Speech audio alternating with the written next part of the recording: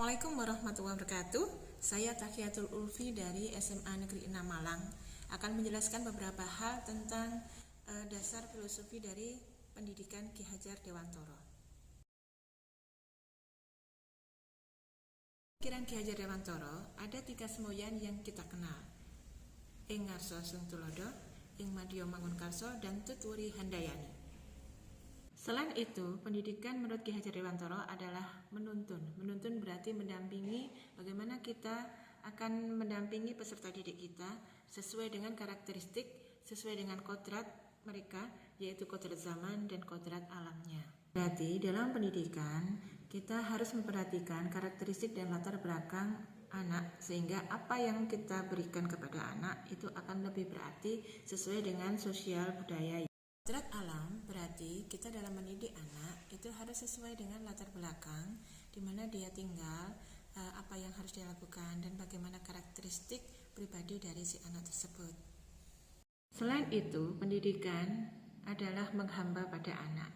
Menghamba bukan berarti kita mengikuti apa yang anak inginkan, tapi menghamba berarti dalam pendidikan kita harus berpusat pada anak, apa mereka butuhkan, apa yang mereka inginkan, dan apa yang mereka akan mereka kuasai untuk masa depan. Itu yang akan kita berikan, terutama dalam transfer ilmu, transformasi teknologi.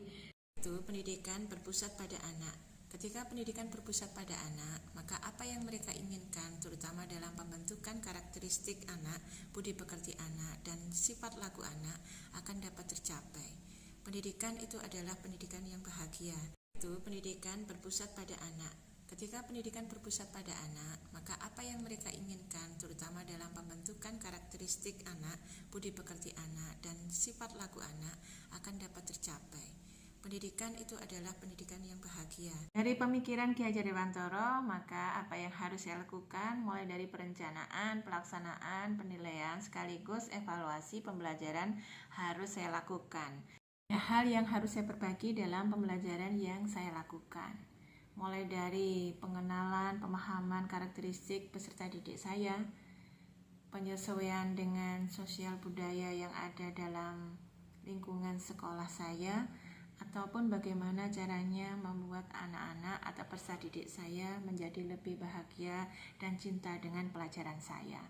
Dari pemikiran Ki Hajar Dewantoro, maka banyak hal yang harus saya lakukan, mulai dari perencanaan pembelajaran di kelas, bagaimana merencanakan dengan baik sesuai dengan sosial budaya peserta didik saya, kemudian melaksanakan pembelajaran yang baik dengan memperhatikan kebahagiaan, keselamatan. Demikian pembelajaran yang menyenangkan, menuntun, kemudian berpusat pada peserta didik akan dapat tercapai sesuai dengan cita-cita luhur dari Ki Hajar Dewantoro.